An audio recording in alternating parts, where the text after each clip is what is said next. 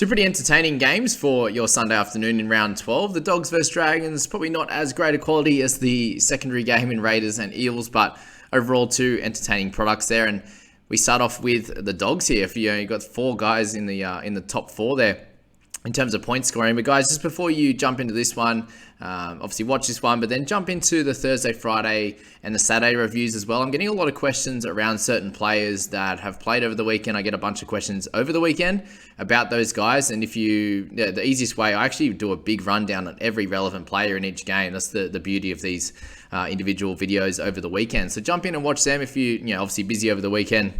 Now's the day to, before team lists today and tomorrow, to catch up on all those and check out those exact players that you're looking to get some information on, because I really deep dive into all of them. In saying that, you're here watching this one, so let's get into it. We start with Matty Burton. He's been really dominant the last bunch of weeks and a really strong, 5-game average there. And it's finally what we were hoping from him. He's up 134K now. It's what we expected. He's clearly the best center at the moment, and heading into round 13, a very, very good buy. We spoke, it was going to happen eventually that he'd play some easier teams and he would start to feel a bit more comfortable in the role, and it's happening now. So if you want to pick him up this week, it's obviously at a higher price, and if you grabbed in the last bunch, you've done really well. So Burton might be a target in our people squad, for example. We have about 400 or so thousand in the bank there. I've got to see a really, really good game from Maxi King, and great to see after a few quieter ones from Maxi that he got some big minutes on the edge there. And a 59-point outing there for him. So four offloads for 12 points coupled to ground there was fine, but the 46 in base there with 34 tackles and the 128 meters was really, really cool. So good to see from Maxi there. Thompson and Vaughan, some solid games as well.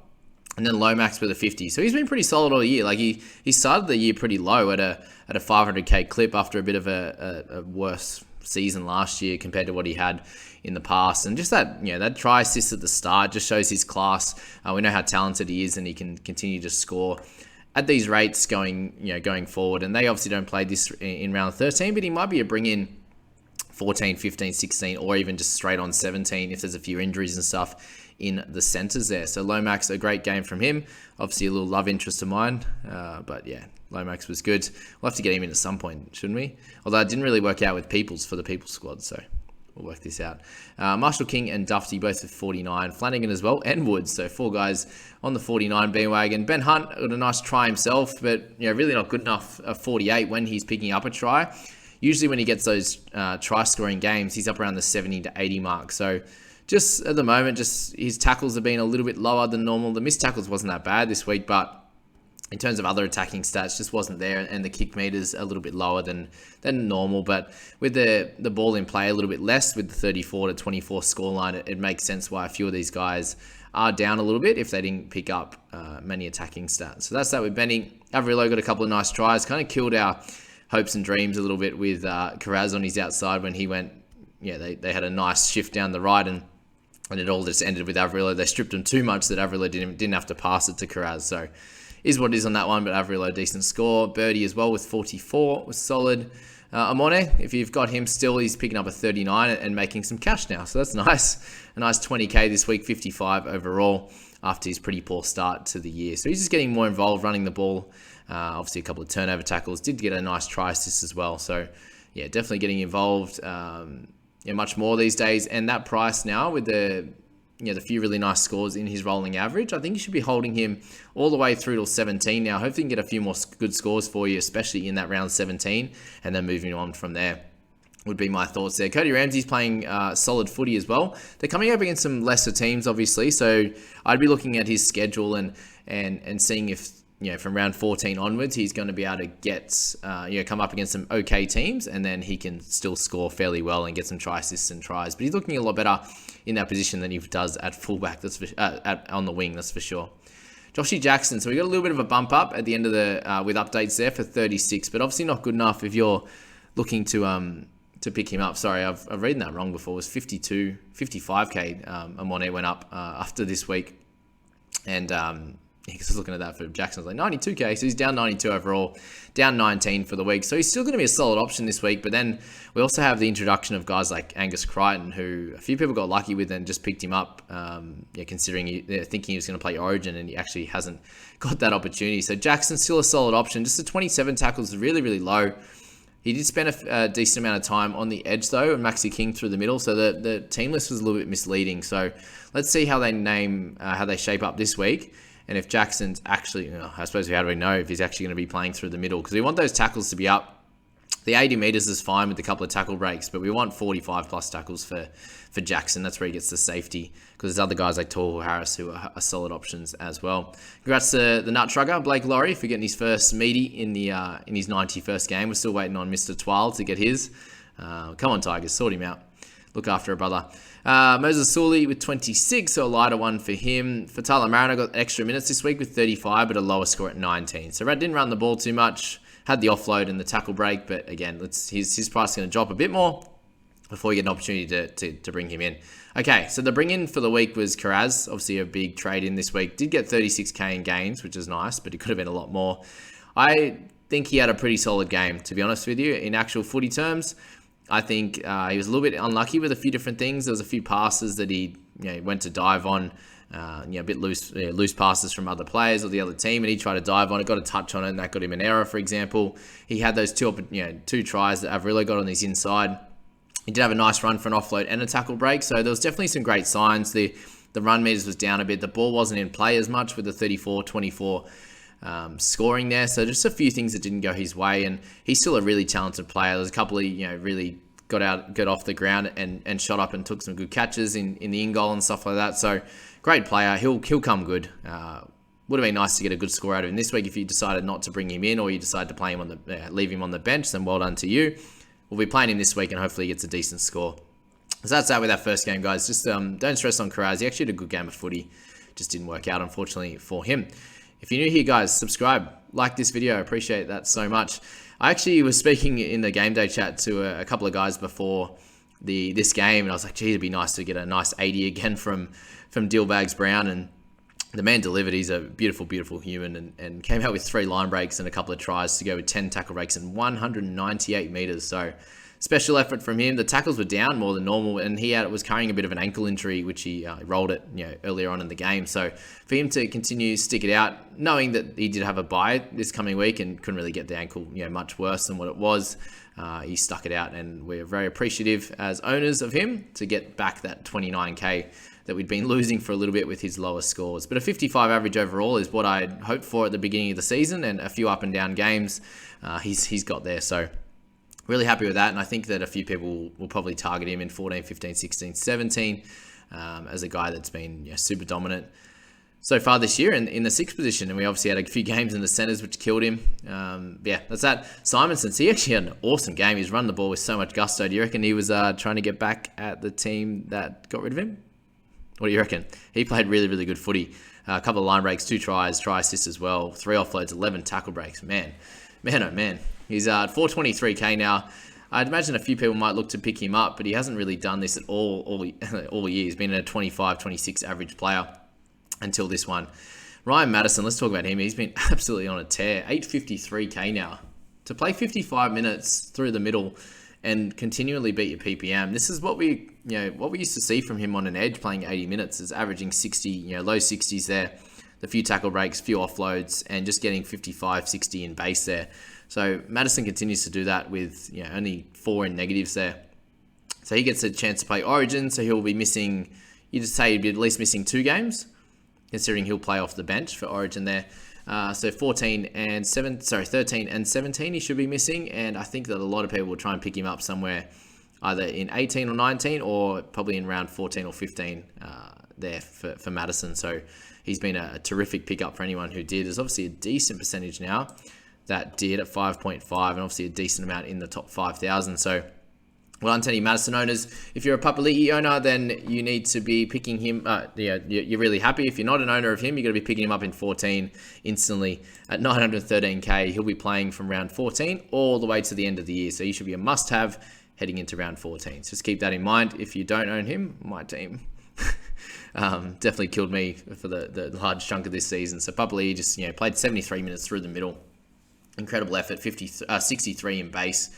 And not much in attacking stats, but didn't need to as much this week. There was a sequence there he tackled three in a row and was diving at legs, and you get up and he still looked like he had a bit in the tank. So he's got a great motor, and he's sorely missed by the New Zealand Warriors, that's for sure.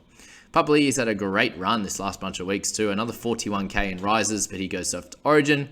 Tapane's the interesting one here. 64 in the 54 minutes. Obviously had a cracker game with 234 run meters, but he's up to a 49 average now, and he's that streaky kind of player. So he could potentially be a guy you look at in round 13 and potentially moving on in 17 there. So yeah, 90k in gains this year. He's done a great job, and just someone to keep in mind for sure.